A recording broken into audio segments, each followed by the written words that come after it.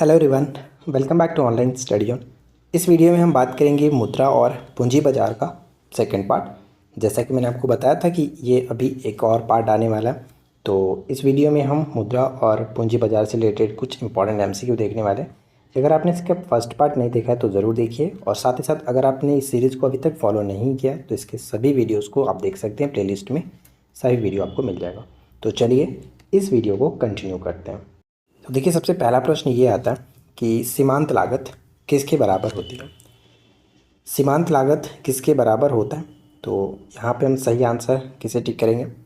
तो option A होगा कि मात्रा में परिवर्तन द्वारा विभाजित कुल लागत में परिवर्तन के बराबर होता है। तो यहाँ पे सही आंसर ऑप्शन ए होगा। सीमांत लागत कुल लागत में होने वाले बदलाव को उत्पादित उत्पादन की मात्रा में बदलाव से विभाजित करने के बराबर होती है। तो यही बात ऑप्शन ए के अकॉर्डिंग कहा जा सकता है। सेकेंड पॉइंट आता है कि वह वर्ग कौन सा है जिसको मुद्रास्फीति के कारण सबसे अधिक हानि होता है। सबसे अधिक जो हानि होता है वो होगा देनदार, ठीक है, यानी ऋणदाता जो होंगे, ऋणदाता उसको सबसे ज़्यादा हानि होता है, ठीक है। ऑप्शन ए करेक्ट आंसर बनेगा। यहाँ पे हम पढ़ पाएंगे कि मुद्रास्फीति का बचत पर प्रतिकूल प्रभाव पड़ता है, क्योंकि मुद्रास्फीति होने के कारण वस्तुओं पर किए जाने वाले व्यय में वृद्धि हो जाती है। इससे बचत की संभावना कम हो जाएगी। दूसरी ओर मुद्रास्फीति में मुद्रा के मूल्य में कमी हो जाता है, यानी मुद्रा के मूल्य में कमी हो जाता है और लोग बचत करना ही नहीं चाहेंगे। इस प्रकार ऋणदाता को मुद्रास्फीति से हानि और ऋणी को लाभ होता है।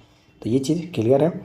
इसके बाद हमारा आता है थर्ड क्वेश्चन, जो कि अक्टूबर 2009 में एक निर्णय लिया गया कि थोक मूल्य सूचकांक यानी जो होलसेल प्राइस इंडेक्स है, इसका आधार वर्ष 93-94 से हटा करके क्या कर दिया जाए। तो हटा करके इसको 4-5 कर दिया गया था, 2004-5, ठीक है। इसके बाद नेक्स्ट प्रश्न ये है कि थोक मूल्य सूचकांक के मापन में निम्न में से किस एक क्षेत्र को सबसे अधिक भार दिया जाता है। थोक मूल्य सूचकांक के मापन में निम्न में से किस एक क्षेत्र को सबसे अधिक भार दिया जाता है, तो वो है आपका विनिर्मित उत्पाद। विनिर्मित उत्पाद ऑप्शन डी। अगला प्रश्न कि भारतीय यूनिट ट्रस्ट का उद्देश्य क्या है। भारतीय यूनिट ट्रस्ट का उद्देश्य क्या है, तो अपनी आय का लाभ लघु विनियोजकों को प्रदान करना, धन को इस प्रकार विनियोजित करना जिससे औद्योगिक विकास का संवर्धन हो, लोगों की बचत को एकत्रित करना, यानी ऑप्शन डी यहाँ पे करेक्ट आंसर बन जाएगा, जो कि सभी के सभी सही है। देखिए, यूटीआई जिसको भारतीय यूनिट ट्रस्ट कहते हैं, इसकी स्थापना 1 फरवरी 1964 को की गई थी। यह एक संवैधानिक निजी क्षेत्र का निवेश संस्थान है। इसकी स्थापना का मकसद समुदाय की बचत को प्रोत्साहित करना और उन्हें उत्पादन में बदलना था। तो यहाँ पे सबसे इंपॉर्टेंट ये पॉइंट होगा कि इसकी स्थापना 1 फरवरी 1964, ये याद रखना। भारतीय पूंजी बाजार में घोटालों की पुनरावृत्ति को रोकने हेतु भारत सरकार ने नियामक शक्तियाँ प्रदान की है। किसको? जो नियामक शक्तियाँ दी गई हैं वो सेबी को दिया गया। ऑप्शन बी करेक्ट आंसर होगा, सेबी। भारत में इरडा नियमित करता है। भारत में जो इरडा है वो नियमित करता है। तो राइट आंसर क्या होगा? बीमा व्यवसाय को। ऑप्शन बी को टिक करेंगे, बीमा व्यवसाय को। नेक्स्ट प्रश्न है कि निम्नलिखित में से कौन एक रेपो दर को नियमित करता है। निम्नलिखित में से कौन एक रेपो दर को नियमित करता है। तो रेपो दर को यहाँ पे हम कह सकते हैं, ऑप्शन ए हो जाएगा, भारतीय रिजर्व बैंक, ठीक है, भारतीय रिजर्व बैंक। वह दर जिस पर बैंक रिजर्व बैंक को उधार देते हैं वो जानी जाती है। जो बैंक होगा वो आरबीआई को उधार देता है, वो कौन सा होगा? तो ऑप्शन बी रिवर्स रेपो दर। रिवर्स रेपो दर। अवमूल्यन शब्द का अर्थ क्या होता है? अवमूल्यन शब्द का अर्थ क्या होता है? तो ध्यान रखना है कि अवमूल्यन शब्द का अर्थ कि अन्य मुद्रा की तुलना में स्वदेशी मुद्रा के मूल्य का घटना, उसको हम लोग अवमूल्यन कहते हैं। तो ऑप्शन यहाँ पे ए करेक्ट आंसर बनेगा। स्थापना के अनुसार निम्न को बढ़ते हुए क्रम में व्यवस्थित करना। तो 4 ऑप्शन पे देखते हैं। सबसे पहला LIC, आपको पता है 1956 हो जाता है। सेकेंड पॉइंट नाबार्ड की अगर बात करें तो 1982। थर्ड पॉइंट में सेबी है जो कि इसको हम थोड़ा सा हटाते हैं। सेबी जो है वो 1992 इसको रख लेंगे, क्योंकि पूरी तरह से अगर देखा जाए तो ये 1992 में हुआ था। और फोर्थ पॉइंट आपका UTI, जो कि हमने अभी जस्ट ऊपर में देखा 1964। तो अगर हम इन दो सभी को अच्छे से अरेंज करें तो बढ़ते हुए क्रम में देखेंगे तो 1 4 उसके बाद आएगा 2 3। तो करेक्ट आंसर ऑप्शन ए हो जाएगा। ठीक है, 1 4 2 3। नेक्स्ट है कि अल्पकाल में भारतीय रिजर्व बैंक जिस ब्याज दर पर व्यापारिक बैंकों को उधार देता है उसे क्या कहते हैं। यानी आरबीआई जब ब्याज दर पर व्यापारिक बैंकों को उधार देता है तो उसे हम लोग क्या कहते हैं, रेपो दर ऑप्शन डी। नेक्स्ट है कि किसको वस्तुओं की थोक कीमत सूचकांक श्रेणी को संशोधित करने हेतु कार्यकारी समूह का अध्यक्ष बनाया गया था। तो वो थे अभिजीत सेन ऑप्शन डी। मुद्रास्फीति के समय के दौरान कर की दरों में निम्नलिखित में से क्या होगा। मुद्रास्फीति के समय के दौरान कर की दरों में निम्नलिखित में से क्या होगा। तो कर में वृद्धि, करेक्ट आंसर वृद्धि हो जाएगा। मुद्रास्फीति के समय के दौरान करों की दरों में वृद्धि हो जाएगा। भारत में राष्ट्रीय आय की संगणना का वर्तमान जो वर्ष 11-12 में पहले आधार वर्ष क्या था। राष्ट्रीय आय की जो संगणना में वर्तमान वर्ष है 11-12, तो पहले जो था वो 2004-5 ऑप्शन बी। निम्नलिखित में से कौन से युग में सही सुमेलित है।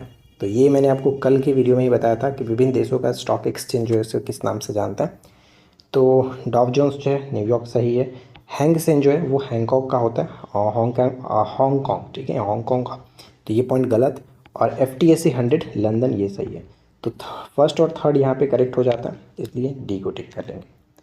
दो देशों के बीच वस्तु विनिमय एक्सचेंज ऑफ कमोडिटी को क्या कहा जाता है। यानी दो देशों के बीच जो होगा उसको हम लोग द्विपक्षीय व्यापार कहते हैं, द्विपक्षीय व्यापार ऑप्शन सी। नेक्स्ट देखिए कि भारत में भारतीयों द्वारा 1881 में स्थापित हुआ तथा उनके प्रबंधन में चलने वाली समिति देता का प्रथम बैंक था। वो बैंक कौन सा है, तो वो आपका हो जाएगा Awadh commercial bank option B will be correct answer. निम्नलिखित समितियों में से किसने वित्तीय क्षेत्र के सुधारों के बारे में विचार कर सुझाव दिए। कौन सी समिति ने वित्तीय क्षेत्र के सुधारों के बारे में विचार कर सुझाव दिए थे, और वो समिति हो जाता है नरसिम्हन समिति। ठीक है, नरसिम्हन समिति ऑप्शन डी। इसके बाद नेक्स्ट वन आता है कि किसी कंपनी के डिबेंचर धारक उसके कौन होते हैं। डिबेंचर धारक उसके कौन होते हैं,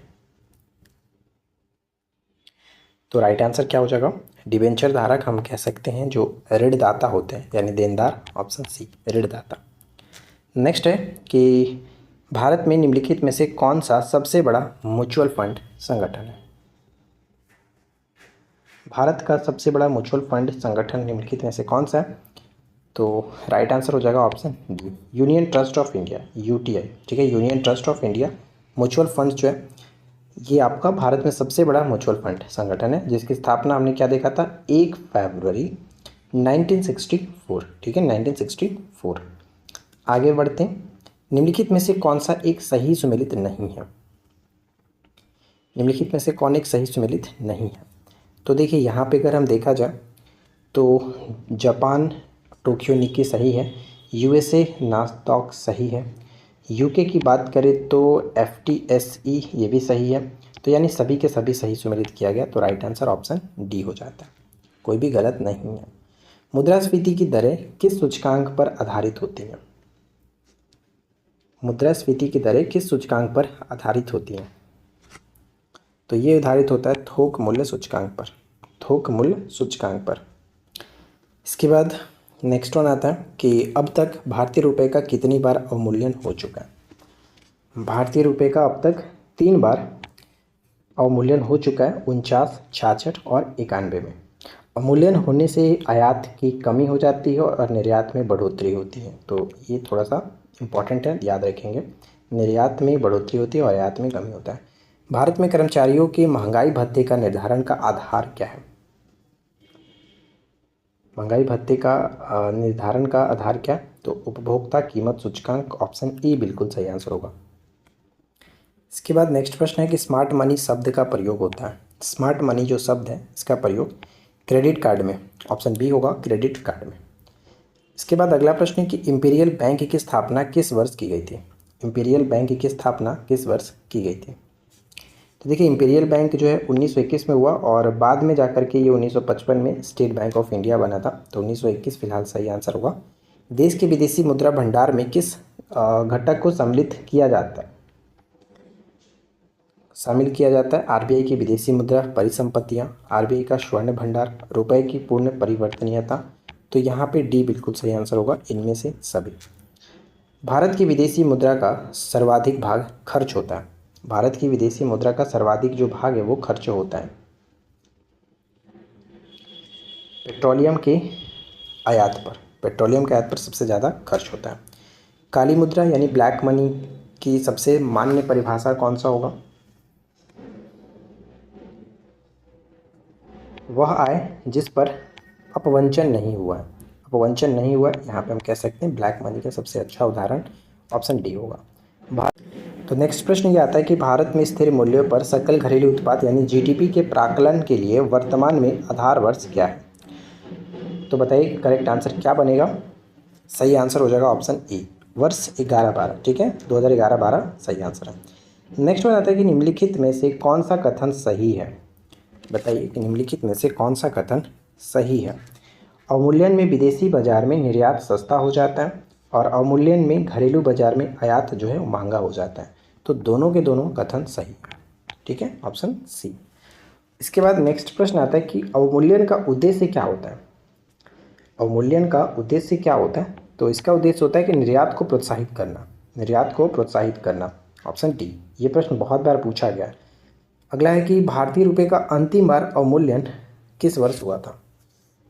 भारतीय रुपये का अंतिम बार अवमूल्यन जो हुआ वो 1991 में हुआ, ऑप्शन बी 1991 में। 3 बार हमने देखा था, 3 बार इसका अवमूल्यन हुआ था, 49, 66 और 91 में।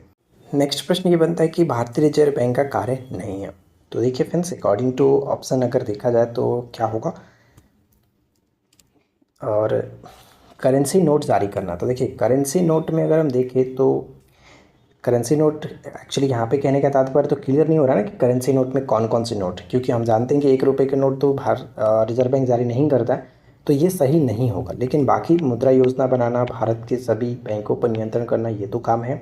लेकिन सभी नोट यहाँ पे जैसे करेंसी नोट जारी करना, तो ये क्लियर नहीं हो रहा है करेंसी नोट में कौन से।